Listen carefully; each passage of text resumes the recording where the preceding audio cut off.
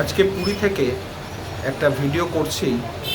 সুব্রত কুণ্ডুবাবু জিজ্ঞেস করেছেন, সুদীপ্ত কুণ্ডুবাবু সরি, যে টেনেন্টদের রিজনেবল রিকোয়ারমেন্টের মামলায় কোনো ডিফেন্স আছে কি।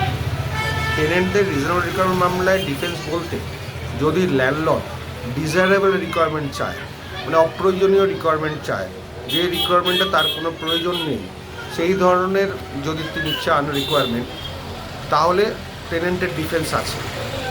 আর যদি দেখা যায় রিকোয়ারমেন্টটা রিজনেবল, মানে সেটা সত্যিই প্রয়োজন এবং এটা না হলে ল্যান্ডলর্ডের চলবে না, ল্যান্ডলর্ডের এই ঘরগুলো যেগুলো চেয়েছেন ব্যবসায়িক স্বার্থে অথবা রেসিডেন্সিয়াল পারপাসে, সেগুলো সত্যি করেই ল্যান্ডলর্ডের প্রয়োজন, তাহলে সেক্ষেত্রে কিন্তু রিজনেবল রিকোয়ারমেন্টের জন্য টেনেন্টের কোনো ডিফেন্স নেই।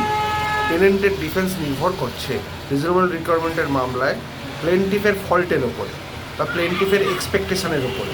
তার এক্সপেকটেশান যদি খুবই হাই হয়, যেটা রিজনেবল নয়। এখানে দুটো ওয়ার্ড আছে, রিজনেবল আর ডিজায়ারেবল।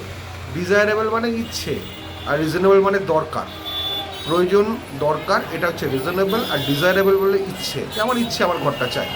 এই ইচ্ছে শুধু থাকলে হবে না, সেই ইচ্ছেটা কতটা প্রয়োজনীয় সেটা দেখবে, কতটা রিজনেবল, কতটা দরকারি সেটা করতে।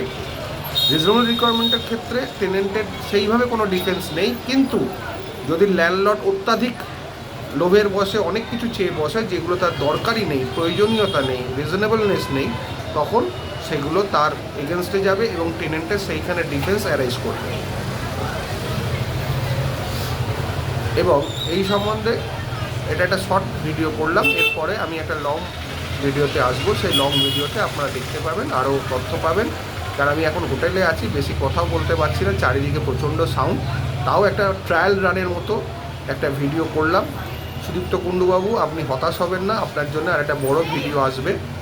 এটা জাস্ট একটা ট্রায়াল শো বলতে পারেন, বা ট্রায়াল স্পিচ, যাতে আপনার সুবিধা। আপনি দেখতেই পাচ্ছেন পেছনে বিভিন্ন জিনিস দেখা যাচ্ছে, লোককে দেখা যাচ্ছে হোটেলের মধ্যে। সুতরাং এটা নিয়ে আমি আর বাড়াচ্ছি না, এইখানে শেষ করছি। আপনি হতাশ হবেন না, একটু ওয়েট করুন, একটা বড় ভিডিও আপনার জন্য আসছে বা অন্যান্যদের জন্যই আসছে। রিজনেবল রিকোয়ারমেন্ট সম্বন্ধে টেনেন্টের ডিফেন্স, এই নিয়ে একটা বড় আলোচনা আমি করব। ভালো থাকবেন।